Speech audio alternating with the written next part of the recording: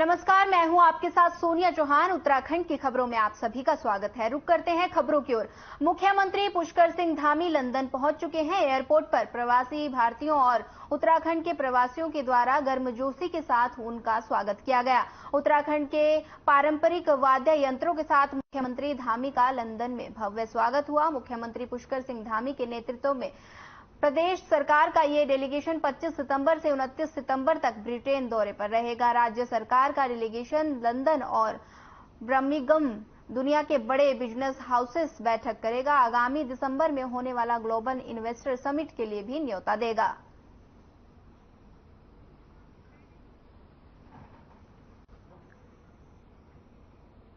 बता दें कि मुख्यमंत्री पुष्कर सिंह धामी लंदन पहुंच चुके हैं। एयरपोर्ट पर प्रवासी भारतीयों और उत्तराखंड के प्रवासियों के द्वारा गर्मजोशी के साथ उनका स्वागत किया गया। उत्तराखंड के पारंपरिक वाद्य यंत्रों के साथ मुख्यमंत्री धामी का लंदन में भव्य स्वागत हुआ। मुख्यमंत्री पुष्कर सिंह धामी के नेतृत्व में प्रदेश सरकार का ये डेलीगेशन 25 से 29 सितंबर तक ब्रिटेन दौरे पर रहेगा। राज्य सरकार का डेलीगेशन लंदन के दुनिया में सबसे बड़े बिजनेस हाउसेस बैठक करेगा। आगामी दिसंबर में होने वाले ग्लोबल इन्वेस्टर समिट के लिए भी न्योता देगा।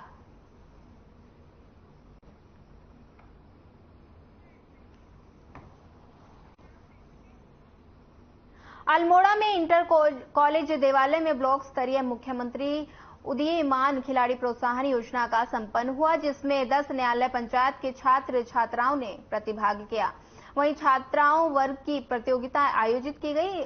ब्लॉक ध्यान सिंह भकुनी ने बताया कि छात्र छात्राओं से एथलीट्स कबड्डी, वॉलीबॉल, बैडमिंटन और टेबल टेनिस में प्रतिभाग किया। वहीं प्रत्येक प्रतियोगिता के चयन में 800 मीटर दौड़, फ्लाइंग रन और फ्लाइंग रन का आयोजन किया गया। खंड शिक्षा अधिकारी हरित शाह ने सभी बच्चों को शुभकामनाएं दी और उत्कृष्ट प्रदर्शन की ब्लॉक के नाम रोशन करते हुए हेतु प्रेरित किया।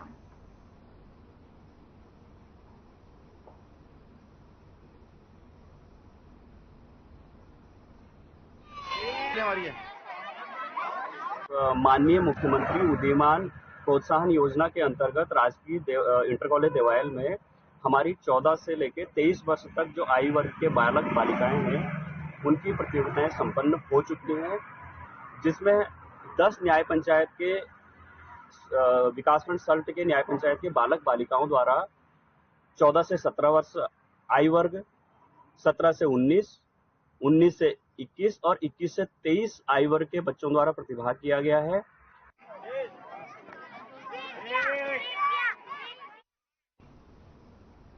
उत्तराखंड के बहुचर्चित अंकिता हत्याकांड को लेकर 1 साल बीत गया है। वहीं अभी तक इस मामले में अंकिता के परिजनों को इंसाफ नहीं मिल पाया, जिसे लेकर उत्तराखंड कांग्रेस पार्टी के प्रदेश अध्यक्ष ज्योति रौतेला ने अपने बाल मुंडवा लिए थे। फिलहाल अब कांग्रेस पार्टी के पूर्व पीसीसी अध्यक्ष गणेश गोदियाल ने बीजेपी के प्रदेश अध्यक्ष महेंद्र भट्ट को अपने निशाने पर ले लिया है। उन्होंने कहा कि अंकिता भंडारी को न्याय दिलाने के लिए महिला कांग्रेस की ओर से किए गए प्रदर्शन की पीठ थपथपाई।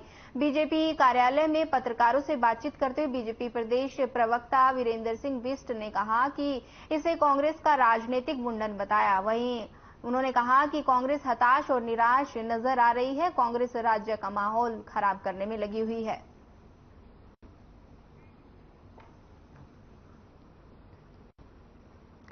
बता दें कि अंकिता हत्याकांड को 1 साल बीत चुका है। वहीं अभी तक इस मामले में अंकिता के परिजनों को इंसाफ नहीं मिल पाया, जिसे लेकर उत्तराखंड कांग्रेस पार्टी की प्रदेश अध्यक्ष ज्योति रौतेला ने अपने बाल मुंडवा लिए थे। फिलहाल अब इस पर कांग्रेस पार्टी के पूर्व पीसीसी अध्यक्ष गणेश गोदियाल ने बीजेपी के प्रदेश अध्यक्ष महेंद्र भट्ट को अपने निशाने पर ले लिया है। उन्होंने कहा कि अंकिता भंडारी को न्याय दिलाने के लिए महिला कांग्रेस की ओर से किए गए प्रदर्शन पर पीठ थपथपा रही है। वहीं बीजेपी कार्यालय में पत्रकारों से बातचीत करते हुए बीजेपी के प्रदेश प्रवक्ता वीरेंद्र सिंह बिष्ट ने कहा कि इसे कांग्रेस का राजनीतिक मुंडन बताया। वहीं कांग्रेस हताश और निराश नजर आ रही है। कांग्रेस राज्य का माहौल खराब कर रही है। देखिए, कांग्रेसियों का ये राजनीतिक मुंडन है। कांग्रेस हताश और निराश है। अपनी राजनीति तलाश करने के लिए, अपने को पुनर्स्थापित करने के लिए वो इस तरीके से कृत्य कर रही है और राज्य के माहौल को खराब करना चाहती है। सनातन धर्म का भी कांग्रेसियों को ज्ञान नहीं है। इस तरीके से मुंडन कराना ये उनके लिए ही सनातन धर्म की उपेक्षा रहने वाली है। उनको डरना चाहिए, समझना चाहिए कि मुंडन का मतलब क्या है।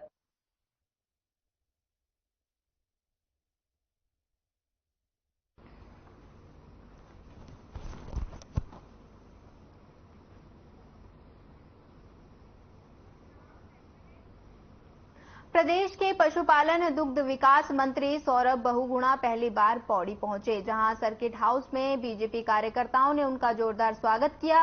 विभागीय अधिकारियों के साथ मंत्री सौरभ बहुगुणा ने जिले की समीक्षा बैठक की। सौरभ बहुगुणा ने कहा कि प्रदेश में अनुमानित 23,500 जानवर सड़कों पर हैं, जिनको किसानों की फसलों को भारी नुकसान पहुंचा रहे हैं। ऐसे में सरकार की ओर से आवारा गोवंश को गौशाला में शरण दी जा रही है, ताकि बेजुबानों को आसरा मिल सके।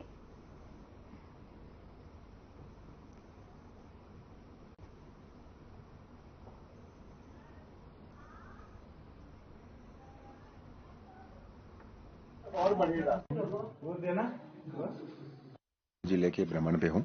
परसों मैं कोटद्वार आया था, वहाँ पर पूरे दिन कार्यकर्ताओं के साथ रहा। अपने जितने भी विभाग के मेरे अस्पताल हों, चाहे फिशरीज का सेटअप हो, चाहे वो दुग्ध हमारी वहाँ पे डेयरी हो, उन सब का निरीक्षण किया। कुछ कमियां सामने आई, उनको दूर करने की कोशिश करेंगे। और उसी के साथ मैं कल लैंसडाउन में था। लैंसडाउन में कार्यकर्ताओं के साथ मीटिंग करी और वहाँ के समस्याएं समझने की कोशिश करी कि किस तरीके से और लोगों को रोजगार से जोड़ा जा सकता है, किस तरीके से वहाँ पर हमारा गोट वैली प्रोजेक्ट और जो हमारा कोकोट वैली प्रोजेक्ट है उसको लैंसडाउन आज तक उससे वंचित है, तो उसको कैसे उसमें जोड़ा जा सकता है। सब लोग बहुत उत्साहित हैं कि हमारे बीच में प्रदेश के युवा तेज तरार मंत्री, जिनके पास पशुपालन, डेयरी और गन्ना विकास मंत्रालय है, वो हमारे बीच आए हैं। हम सब लोग उत्साह के साथ उनका स्वागत किया है पौड़ी में, सभी कार्यकर्ताओं ने और हम सब लोगों ने मिलकर उनका स्वागत किया है। बड़ी खुशी है कि वो हमारे बीच में आए हैं। उनका कार्यक्रम लंबा कार्यक्रम था, कोटद्वार होते हुए, लैंसडाउन होते हुए, और आज वो हमारे पौड़ी में उनका रात से विश्राम है। अधिकारियों के साथ बैठक करेंगे।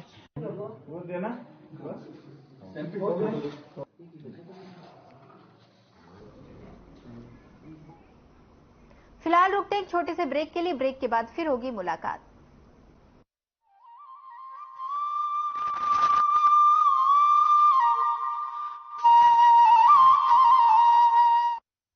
उत्तराखंड को वर्ष 2025 तक देश का अग्रणी राज्य बनाने का लक्ष्य लेकर औद्योगिक विकास की अपार संभावनाओं को हकीकत बनाते हुए राज्य सरकार ने बेहतर नीतियों और प्रयासों से उद्योगपतियों को उत्तराखंड की ओर आकर्षित किया है।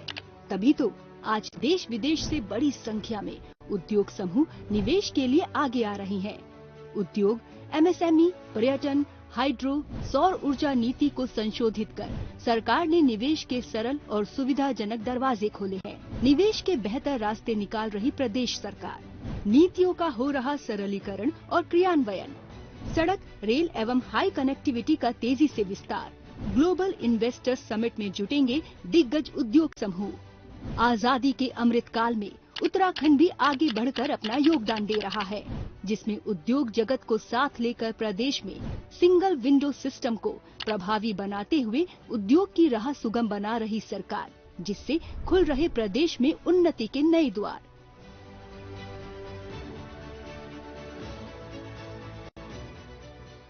प्रदेश में निवेश की संभावनाओं को बढ़ाने और राज्य में अधिक निवेशकों को आकर्षित करने के लिए ग्लोबल इन्वेस्टर्स समिट का आयोजन इसी दिशा में एक ऐतिहासिक अवसर बनेगा, जो राज्य में पर्यटन, उद्योग, आईटी, स्वास्थ्य, उच्च शिक्षा एवं अन्य विभिन्न क्षेत्रों में राज्य में निवेश की ऊंची उड़ान भरेगा।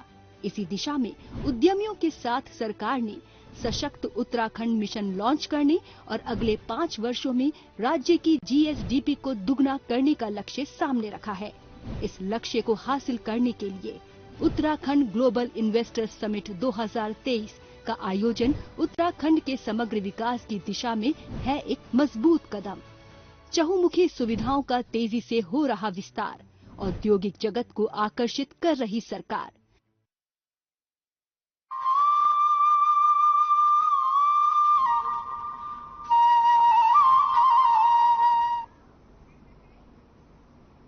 ब्रेक के बाद आप सभी का एक बार फिर स्वागत है। रुक करते हैं अगली खबर की ओर। द्वारहाट में बीते दिनों इंजीनियरिंग कॉलेज में हुई घटना का रोज अभी काम नहीं हुआ है। द्वारहाट विकासखंड के परिसर में राज्य आंदोलनकारियों ने कांग्रेस के पूर्व जिलाध्यक्ष नारायण सिंह रावत के खिलाफ कार्रवाई करने की मांग करते हुए कहा कि धरना प्रदर्शन किया और उन्होंने कहा कि पूर्व जिलाध्यक्ष के खिलाफ पुलिस में तहरीर दी है, लेकिन अभी तक कोई कार्रवाई नहीं हुई है। आपको बता दें कि राज्य आंदोलनकारियों ने विकासखंड द्वाराहाट परिसर में संगठन अध्यक्ष मनोज अधिकारी के नेतृत्व में धरना दिया। उन्होंने कहा कि कांग्रेस के पूर्व जिलाध्यक्ष नारायण सिंह रावत ने उन्हें क्षेत्र के लोगों को डराते धमकाते रहते हैं।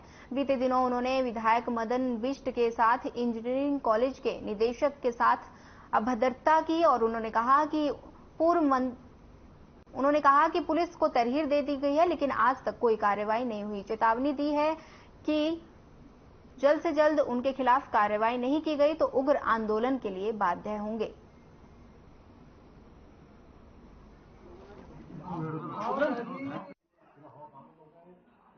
दुर्भाग्यपूर्ण स्थिति है कि राज्य आंदोलनकारी के नाम पर अपने आप को चमकाने वाले कुछ लोग मेरे खिलाफ पुनः विकासखंड मुख्यालय में धरने पर बैठे हैं। लेकिन मैं बताना चाहता हूं कि पिछले वर्ष ये परमानंद के नाम से बैठे थे और मैं माननीय न्यायालय की शरण में गया और आज भी मैं माननीय न्यायालय की शरण में हूं और ये मामला न्यायालय में विचाराधीन है। उसके बावजूद ये विकासखंड मुख्यालय में धरना देकर ब्लॉक का माहौल खराब करना चाहते हैं, विकास कार्यों को डिस्टर्ब करना चाहते हैं। और मैं ये बताना चाहता हूं कि मैं राज्य आंदोलनकारियों का पूरा सम्मान करता हूं, लेकिन कुछ लोग राज्य आंदोलनकारियों की आड़ पर अपनी राजनीति को चमकाने का काम कर रहे हैं। हम लोग एक नारायण रावत ब्लॉक मुख्यालय में कार्यरत हैं, बीडीओ साहब के अधीन आप काम करते हैं और रानीखेत के पुराने जिलाध्यक्ष हैं।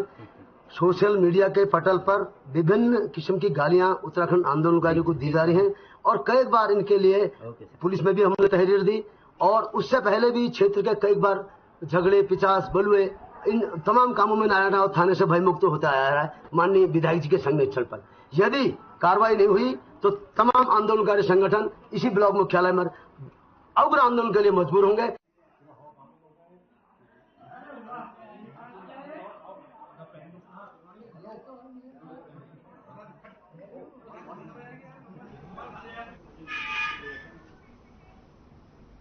जोशीमठ भू धसाव मामले पर हाईकोर्ट ने सुनवाई करते हुए नेशनल डिजास्टर मैनेजमेंट अथॉरिटी को भू धसाव पर रिपोर्ट बनाकर सरकार को सुझाव देने के लिए कहा। मामले की अगली सुनवाई 9 नवंबर को होगी। जोशीमठ पर सुनवाई के दौरान एनटीपीसी ने हाईकोर्ट से ब्लास्टिंग की परमिशन मांगी थी। इससे पहले हाईकोर्ट के आदेश के बाद 8 शोध संस्थाओं को कोर्ट के आदेश के बाद अपनी रिपोर्ट सार्वजनिक करनी पड़ी थी, जिसमें एनटीपीसी को क्लीन चिट दी गई। अब एनटीपीसी की दलील के बाद कोर्ट ने कहा कि ये आदेश सरकार देगी। कोर्ट ने आदेश दिया कि एनटीपीसी सरकार से अनुमति मांगे।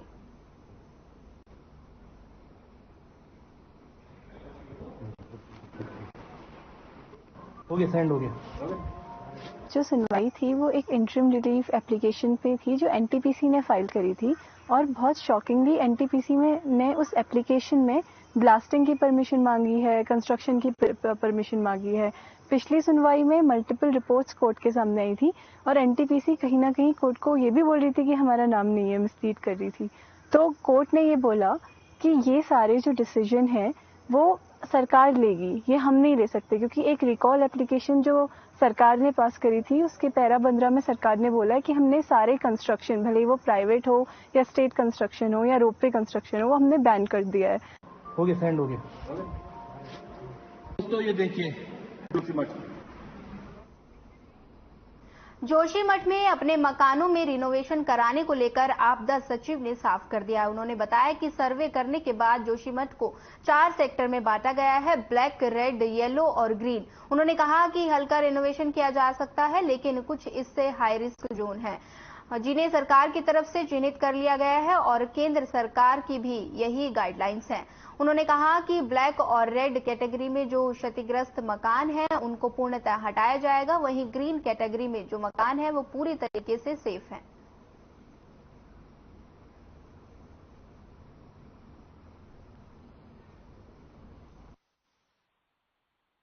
देखिए, रिनोवेशन में हल्की फुल्की तो की जा सकती है, लेकिन भारी मात्रा में चूंकि अभी रिस्क जोन तय कर दिए गए हैं, कुछ भाग को हाई रिस्क जोन बनाया गया, वहां तो बिल्कुल ही सबको हमें रिहेबिलिटेट हम करने का हमारा प्लान है। भारत सरकार ने भी इसी की अनुमति दी है। दूसरा जो मीडियम रिस्क जोन और लो रिस्क जोन है, इसमें भी स्टडी हमारी होगी। जो 4 कैटेगरी के हाउसेज हमने निर्धारित किए थे, जो सीबीआरआई की जो जांच हुई थी और अन्य संस्थानों की जांच हुई थी।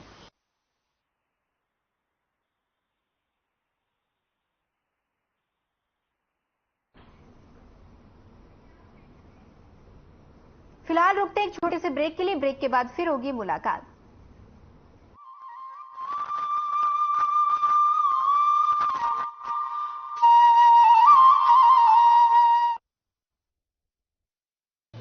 डेंगू से बचने के लिए जरूरी है आसपास पानी जमा ना होने दें।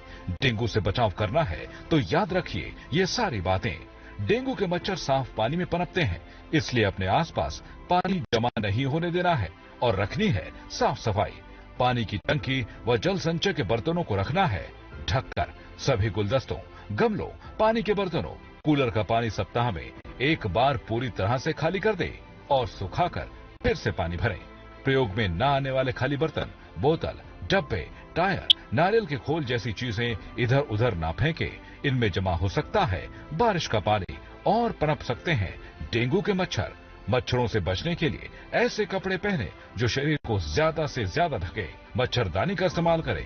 बिना चिकित्सकीय सलाह के कोई भी दवा न ले। नमस्कार।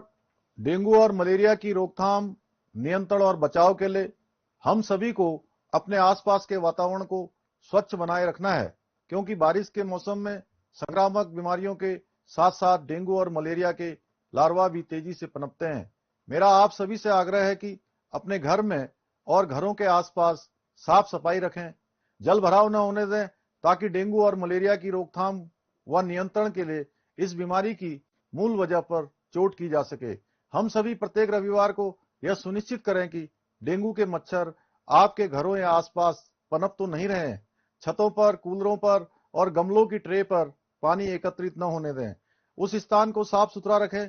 हम सभी डेंगू और मलेरिया से बचाव के लिए जागरूकता फैलाएं और एक संकल्प लें कि आसपास के वातावरण को स्वच्छ बनाए रखेंगे और एक दूसरे को सहयोग करते रहेंगे। हर रविवार रहें तैयार, स्वच्छता अपनाकर करें डेंगू और मलेरिया पर वार। धन्यवाद। जागरूकता के साथ बरतनी है सावधानी।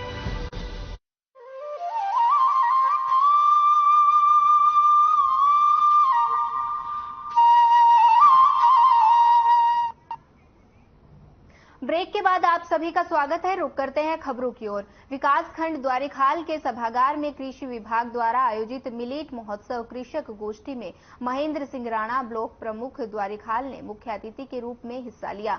उनका यहां जोरदार स्वागत किया गया। कार्यक्रम में मौजूद अधिकारियों और कर्मचारियों को उन्होंने स्वच्छता की शपथ दिलाई। गोष्ठी में दूर दराज से आए किसानों को अन्न, मिलेट, मोटा अनाज का प्रयोग करने वाले कृषकों से वार्तालाप कर उनके सुझाव और समस्याओं के बारे में जानकारी दी गई। अपने संबोधन में प्रमुख महेंद्र राणा ने कहा कि कृषि विभाग का ये एक सार्थक प्रयास है।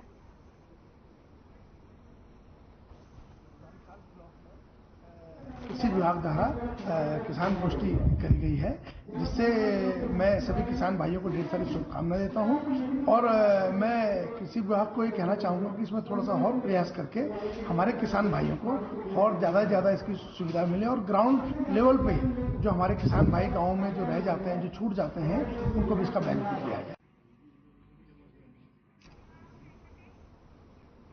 ऋषिकेश में तिलक रोड पर एक मोबाइल शॉप में अचानक आग लग गई। आग लगने से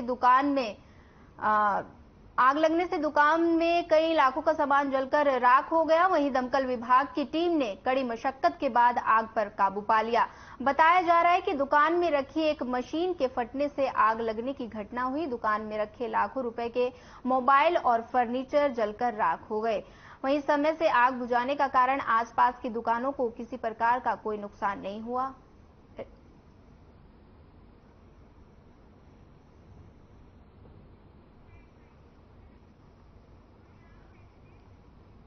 उत्तराखंड के हल्द्वानी में आयोजित मिस्टर उत्तराखंड बॉडी बिल्डिंग प्रतियोगिता में जनपद चंपावत टकनपुर के रहने वाले मोटर पार्ट्स व्यापारी और पूर्णागिरी टैक्सी यूनियन के कोषाध्यक्ष विकास सिंह बिट्टू भार वर्ग 70 से 75 कैटेगरी में पहली बार हिस्सा लेकर दूसरा स्थान हासिल किया है।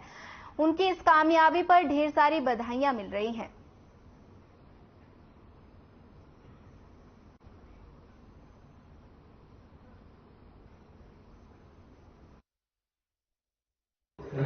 विकास जी हमारे यहाँ पे जो एक ट्रेनी है, उसने अभी स्टेट लेवल की बॉडी बिल्डिंग कंपटीशन हुआ था हल्द्वानी में, उसमें सेकंड प्राइज ग्रैब किया है, जो कि फर्स्ट अटेम्प्ट में बहुत अच्छा है। काफ़ी सालों से उन्होंने प्रैक्टिस करी हुई है, बहुत मेहनत करते हैं, जिम में 2 टाइम आते हैं, मॉर्निंग इवनिंग, तो बहुत टफ होता है ये। फिर भी फर्स्ट अटेम्प्ट में उन्होंने सेकंड प्राइज अचीव करा है, जो कि बहुत ही हमारे लिए, हमारे पूरे जिम के लिए बहुत ही खुशी की बात है। पट्टे की जमीनों और बस्तियों में अब एनओसी के बिना बिजली पानी के कनेक्शन नहीं दिए जाएंगे। जमीनों की अवैध बेचने, खरीदने और रोकने के लिए ये फैसला लिया गया है। नगर आयुक्त मनोज गोयल ने बताया कि इसके लिए नगर निगम ने ऊर्जा निगम एवं जल संस्थान को पत्र भी लिखा। 2016 के बाद पट्टे की जमीन या बस्तियों में हुए ग्रामीणों को अवैध माना जाएगा।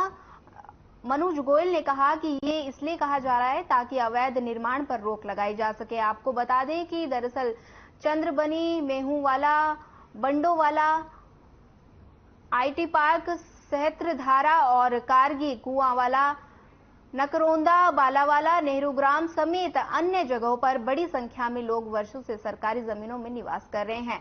यहाँ कई लोगों ने कब्जा किया हुआ है, वहीं कई लोगों को सरकार ने पट्टे दिए हुए हैं और ऊर्जा निगम और जल संस्थान उन्हें बिना सत्यापन के कनेक्शन दे रहे हैं। इसलिए इन दोनों विभागों की ओर से ये कहा गया है।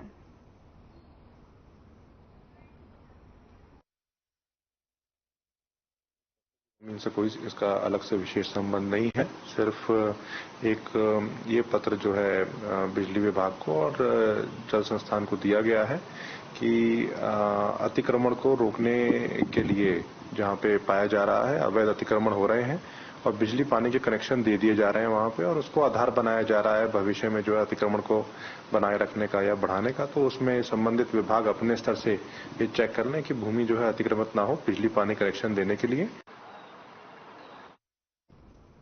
बता दें कि देहरादून में नगर एनओसी के बिना नहीं दिए जाएंगे कनेक्शन।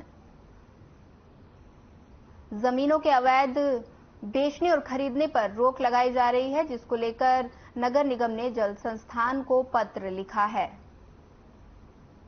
एनओसी के बिना नहीं दिए जाएंगे कनेक्शन। देहरादून से ये खबर सामने आ रही है। जमीनों के अवैध बेचने और खरीदने पर रोक लगेगी। नगर निगम ने जल संस्थान को पत्र लिखकर एनओसी के बिना नहीं दिए जाएंगे कनेक्शन। आपको बता दें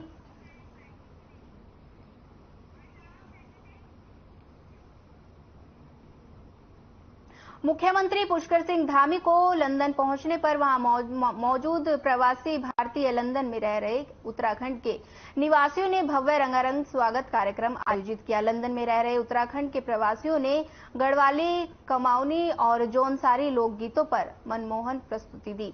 वहीं स्वागत कार्यक्रम में मौजूद समस्त प्रवासी भारतीय उत्तराखंड के पारंपरिक परिधानों में नजर आए। इस अवसर पर मुख्यमंत्री पुष्कर सिंह धामी ने लंदन में रह रहे समस्त प्रवासी उत्तराखंड के लोगों का आभार जताया। मुख्यमंत्री पुष्कर सिंह धामी ने कहा कि ये मेरा सौभाग्य है कि उत्तराखंड के मुख्य सेवक के रूप में मुझे यहाँ इन्वेस्टर समिट की बैठक में शामिल होने के लिए लंदन आने का अवसर दिया गया।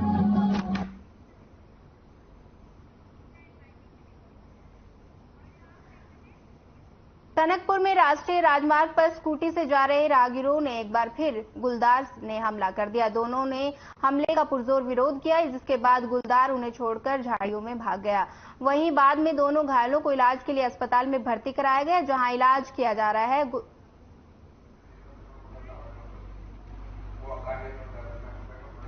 उन्हें 8वीं मील से थोड़ा सा ऊपर जो है लगभग टनकपुर से 13-14 किलोमीटर के आसपास डिस्टेंस होगी, वहां पर उन्हें घायल कर दिया गया है और काफ़ी जो है उनके गले में पीछे की तरफ निशान है और कमर पे भी निशान है। उनके साथ जो स्कूटी जो चला रहे थे उनको भी घायल कर दिया गया है।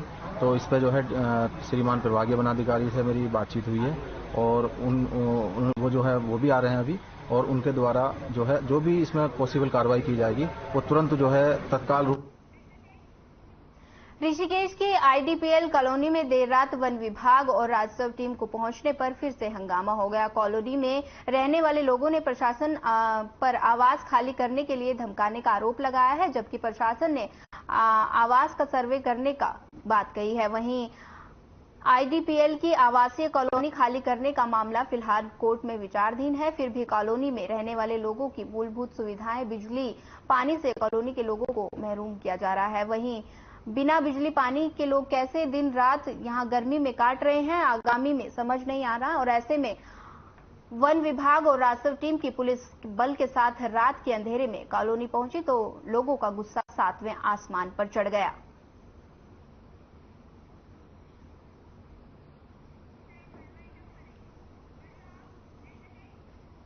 फिलहाल इस बुलेटिन में इतना ही। ज्यादा खबरों के लिए बने रहिए हमारे साथ। नमस्कार।